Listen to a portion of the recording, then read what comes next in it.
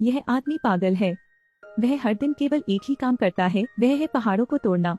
वह अपनी पत्नी का बदला लेने के लिए इस पहाड़ को काटना चाहता है। कुछ दिन पहले उसकी गर्भवती पत्नी पहाड़ों पर चली गई। वह अपने पति के लिए पानी लाने वाली थी, लेकिन वह फिसल गई और पहाड़ से नीचे गिर गई। मांझी वहां पहुंचे तो पत्नी दम तोड़ रही थी, क्योंकि यहाँ एम्बुलेंस नहीं पहुंच पाती है।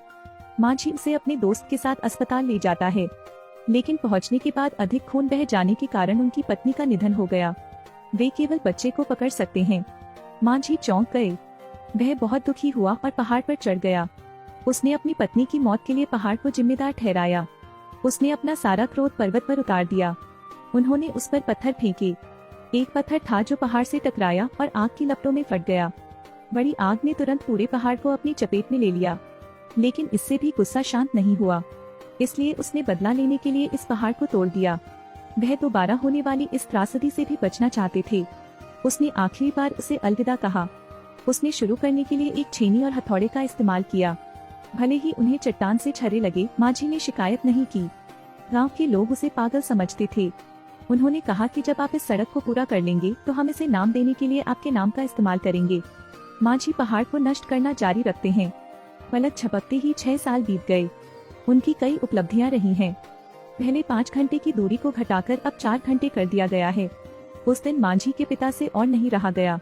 उन्हें उम्मीद है कि मांझी को 2 बच्चों की देखभाल के लिए नौकरी मिल जाएगी। मांझी कहते हैं कि पहाड़ तोड़ना उनका काम है। इस बयान से पिता नाराज हो गए। वह दोनों बच्चों को छोड़कर चला गया। मांझी माल ढोने के लिए व्यापारियों की तलाश करते हैं। माल भेजने में उन्हें 4 दिन लगे। मांझी ने कहा कि उन्हें सिर्फ 1 दिन चाहिए। व्यापारी उसे स्वीकार करने को तैयार हो गया, क्योंकि मांझी इस पहाड़ से काफी परिचित थे। उसने अपने हाथ में कुछ पकड़ा और एक डाल दिया। वह अंधेरा होने से पहले वहां पहुंच गया। उसे तनख्वाह भी मिलती है। उसने दोनों बच्चों के लिए कुछ खाने की अदला बदली की। उनकी गहरी नींद में सो जाने के बाद मांझी ने पहाड़ को नष्ट करना जारी रखा। अब एक सड़क की रूपरेखा सामने आई है, लेकिन यह टिक नहीं पाया। गांव में सूखा पड़ा था। सभी ग्रामीण चले गए। मांझी के पिता उसे साथ आने के लिए कहते हैं, लेकिन उसने मना कर दिया। उसने रहने और पहाड़ को तोड़ने के लिए कहा। उसने पैसे अपने पिता को वापस दे दिए। उसने दोनों बच्चों की देखभाल करने की बात कही। पिता ही बच्चों को ले जा सकता था। उन्होंने मांझी को छोड़ दिया, लेकिन एक भयानक बात हुई। मांझी प्यास से तड़प रहे हैं। उसने पानी की बोतल उठाई, लेकिन एक बूंद नहीं बची। फिर वह एक कुएं पर आया। उसे उम्मीद थी कि अंदर अभी भी पानी है, लेकिन वह बेहद निराश थे। यह एक सूखा कुआं बन गया है। उसने दीवार पर मुट्ठी भर गीली घास देखी।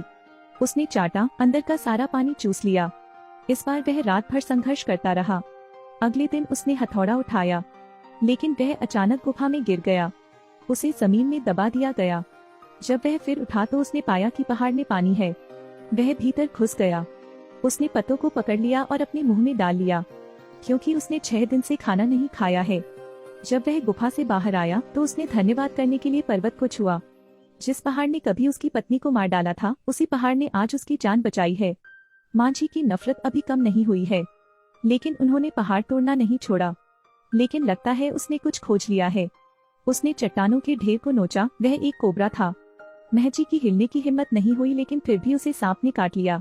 पैर का अंगूठा बैंगनी हो जाता है और खून निकलता है। जहर को फैलने से बचाने के लिए उसने कपड़े को फाड़ दिया और काटे हुए पैर के अंगूठे पर पट्टी बांध दी। उसने सोचा कि यह ठीक रहेगा। अप्रत्याशित रूप से महजी को चक्कर आ रहे थे। उसे क्या करना चाहिए? अप्रत्याशित रूप से उसने छीनी और हथौड़ा उठाया और अपनी कटी हुई उंगली पर निशाना लगाया। उसने छीनी नीचे गिरा दी। उसे इतना दर्द हुआ कि वह बेहोश हो गया। जब मैं फिर से उठा तो पहले से ही बारिश हो रही थी। मांझी बहुत खुश हैं। बारिश थमी तो ग्रामीण लौट गए। वे मांझी द्वारा खोले गए रास्ते पर चले। उन्होंने उसकी बड़ी प्रशंसा की। पापा भी उन पर गर्व महसूस करते हैं। बच्चा नए उपकरण खरीदने के लिए अपने पिता के लिए पैसे खर्च करता है। मांझी बहुत खुश हैं। उन्हें सबकी पहचान मिली। 10 साल हो गए हैं। मांझी की कहानी ने पत्रकारों का ध्यान खींचा है। उन्होंने मांझी के लिए फोटो खींचकर अखबार में छापा। वह प्रधानमंत्री से मिलते हैं। उन्होंने सड़क ठीक करने की गुहार लगाई। प्रधानमंत्री ने उन्हें स्वीकार किया। पत्रकारों ने उनकी कुछ तस्वीरें ली और उन्हें अखबार में डाल दिया। गांव का मुखिया मांझी को वापस उनके गृहनगर ले आया। फिर वह पैसे मिलने का इंतजार कर सकता है। वह सोचता है कि यह अनुकूल होगा। लेकिन उन्हें कई साल इंतजार करना पड़ा। मांझी 22 साल से पहाड़ तोड़ रहे हैं। उसने पहाड़ के बीच में एक रास्ता खोलने का इरादा किया, लेकिन अब वह बूढ़ा हो चुका है। वह अब काफी मजबूत नहीं था। इसलिए उन्होंने स्थानीय सरकार के माध्यम से सड़क मरम्मत शुल्क के लिए आवेदन किया, लेकिन काफी देर तक कोई खबर नहीं आई। वह जिले में पूछने गया था, लेकिन दूसरे पक्ष का कहना था कि यह पैसा गांव के मुखिया ने काफी पहले ले लिया था। इसलिए वह ग्राम प्रधान के घर गया। उन्होंने अनुदान राशि के बारे में पूछा, लेकिन ग्राम प्रधान नहीं माने। मांझी मूर्ख भी नहीं है। ग्राम प्रधान ने घर और कार बदल ली है। यह पैसा कहाँ से आता है? ग्राम प्रधान शांत रहे। वह कहता है कि वह मांझी को जेल में डाल देगा, लेकिन मांझी डरे नहीं। उसने उनकी निंदा करने का फैसला किया। ग्राम प्रधान ने उनका मजाक उड़ाया, क्योंकि यह जगह राजधानी से 1300 से ज्यादा पेड़ है। उन्हें विश्वास नहीं है कि मांझी वहां पहुंच पाएंगे, लेकिन ग्राम प्रधान ने मांझी को कम आंका। मांझी रेलवे स्टेशन पहुंच गए हैं। वह राजधानी जाने वाली ट्रेन में बैठ गया, लेकिन उसके पास टिकट खरीदने के लिए पैसे नहीं होने के कारण कर्मचारियों ने उसे ट्रेन से भगा दिया। मांझी समाज की क्रूरता को महसूस करते हैं, लेकिन इसीलिए उसने हार नहीं मानी। वह राजधानी के लिए चलेंगे। वह ऐसे ही चलता रहता है। फिर थककर कुर्सी पर आराम किया। जब उसे भूख लगेगी तो वह भीख मांगेगा। वह एक शहर से दूसरे शहर गया। वह अंत में राजधानी पहुंचे। उन्हें एक अधिकारी मिला। उन्होंने अपनी और प्रधानमंत्री की तस्वीर निकाली, लेकिन विरोधियों ने इसे तोड़ दिया। दूसरे पक्ष ने कहा कि अगर उसने वहां जाने की हिम्मत की तो उसे बंद कर दिया जाएगा, फिर उसे घर भेज दो। मांझी पूरी तरह हताश है।